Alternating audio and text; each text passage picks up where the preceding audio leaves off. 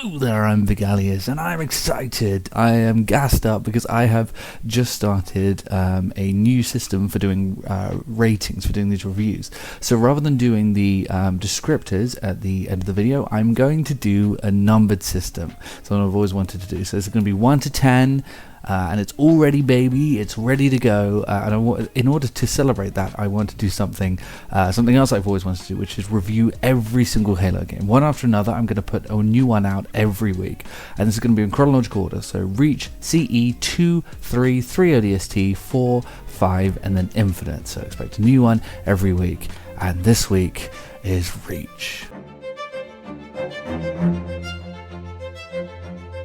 Halo Reach, man, what a game. This is a big one. This is a huge game. When I think about this game, I think about what a huge, massive undertaking this is, and what a giant experience this was. This was such a giant experience for this game. Now, I want you to compare this to a game like Overwatch 2. Overwatch 2 came out, I think it was 6 years after Overwatch 1, and in that time, they were not even able to finish the campaign, and they added a few new maps and tweaked gameplay here and there in the space of 6 years. In half that time, in 3 years, there was actually a game in between as well, ODST, but between 3 and 4 we got a completely overhauled gameplay and graphics engine. It looked and played entirely different to Halo 3 or anything that came before it. We got a new campaign with a new style, honestly, a completely overhauled soundtrack, which again came with a new style. It was absolutely gorgeous still, but it was a new soundtrack. In multiplayer, we got Invasion. We got a huge, oh my god, massive upgrade to armor customization. I still think this game has the best Halo armor customization of any game, of any of the Halo games, and it came out 14 years ago. You went from being able to change your helmet, your body, and your shoulders, to changing everything on your armor, completely customizable, and it had a credit system where for kills and completing objectives and what have you, you would unlock credits, you would receive credits, which then would allow you to unlock new armor pieces. And the beauty of that, and one of the amazing things about the game, is that was your Spartan. You took it everywhere. The game had this amazing system of this is you're plopped into the world of Reach, and for one final send-off, this gets to be you, everywhere you go. So in the campaign, in the cutscenes, they managed to make it so that it's your Spartan going through that, which again meant that they had to tell a whole new story, but they did a great job of implementing that. Your squad are interesting. Each person has a different personality. We all know about how the poetic irony of each death, which I think is absolutely fantastic. Each death has some sort of reflection on the personality of the characters. Some people would say that some of the characters here are dull. I don't think so. I think they play off of one another well. And who cares when the score is so stunning, and when the sceneries are so beautiful, and the whole thing is just such a gorgeous experience. It's such a beautiful campaign and tremendously somber, but it deals with inevitable loss so tremendously well. It's such a beautiful story. It's absolutely fantastic. But again, in terms of multiplayer, we have Invasion mode, which has these huge maps that split up into 3 pieces as you run around with your character. We have these armor abilities that are in campaign and in multiplayer.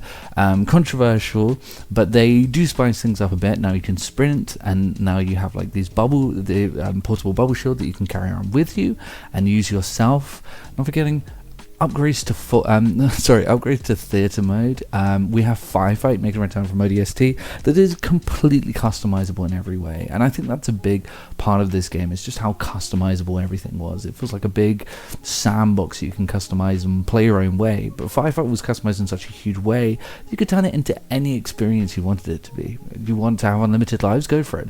You want to be limited to this weapon? Yes. Endless clip, you shoot as many times as you want, go for it. You want 0G? Absolutely, dude, go nuts. You could do anything with this Firefight, and you could also matchmake firefighting, and that's one of a couple of features that people don't really talk about much with this game, is that you could matchmake campaign missions and just do some campaign missions with random people. You could absolutely do that and get XP for doing so. But yeah, you could also matchmake firefight, and that's not.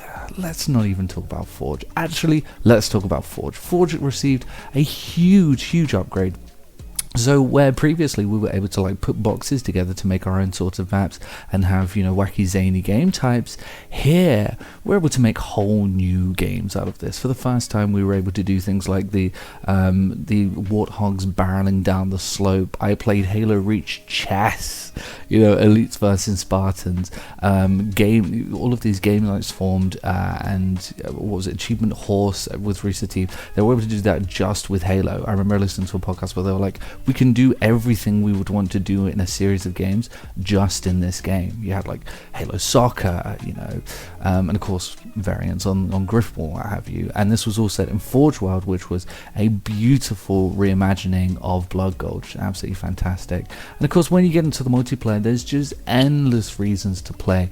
A fairly large map suite that obviously expanded over time. This was back in the day of map packs, but they did also introduce Forge maps into the mix. But the thing is, you could just keep playing and playing, and you will keep leveling. And this was the last time where when I bumped into an enemy in a multiplayer suite, they had a rank that made me go, oh shit. Oh, that's like a planet. Oh god. Oh, look, he has like the inclement weather thing. Yes, you had armor effects, by the way. The customization was absolutely nuts. Oh, he has, and the big knife sticking out. How am I going to beat this guy? And who knows whether they were any good. They could have just played the game a lot. But it was back at a time when like you would see that and you feel threatened. You're like, this is genuinely a badass. And it made everything worth it. It made everything feel worth it. You know, when that guy would then go into the campaign and be like, yeah, I started this campaign. I started doing this campaign when the game first came out just as a standard soldier, you know, with nothing going on. And now I'm this badass going through it. Unfortunately, the narrative is still the same. I'm still, you know, just a greenhorn from the beginning. But I've worked my way to this, and I get to roam around this campaign with the Haunted Helmet, which is just such an awesome helmet. But yeah, like I said, it's just overall, there's a sense that you never run out of ways to play this game. There were constant ways to play this game, particularly when you consider that this was made back in 2010. There are more ways to play this game than many other FPSs that are out today. If you wanted a large scale conflict, you could go for Invasion. If you wanted something a little bit more classic, you could just play some arena matches on the excellent maps. If you wanted something a bit more co-op, you can matchmake Firefight, matchmake campaign, get your buddies to jump in and play co-op campaign. Or if you want something solo, play the beautiful campaign over and over again and earn some commendations. Yes, this was the first game to introduce commendations that would also keep you going. They did a better job of holding player attention than any game nowadays. This game is just, it was amazing. It was truly brilliant, and I don't know if you could disagree. I think objectively there is so much meat on the bone here that it would be difficult to disagree with this. There's just so much to do, and it was executed brilliantly. However, I will say, this is just me. There's something about the gameplay that I liked it, but they did a lot to change the gameplay. And it's not that I was nostalgic for the older style gameplay. There was something that didn't 100% click with me with the gameplay here. And despite the fact that I could always acknowledge what a huge experience this was, I did sort of run into points where I was like, I'm not really sure about this gameplay. I'm kind of a bit bored of this gameplay right now. And I never felt that way about the original Halo games.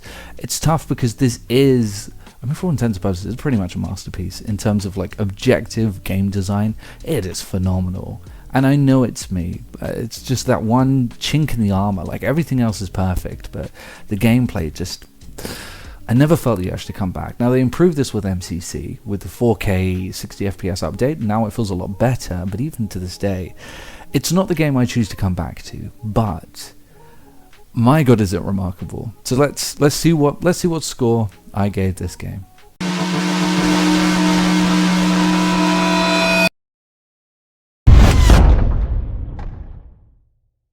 And that's it. Yeah, I'll see everyone later. The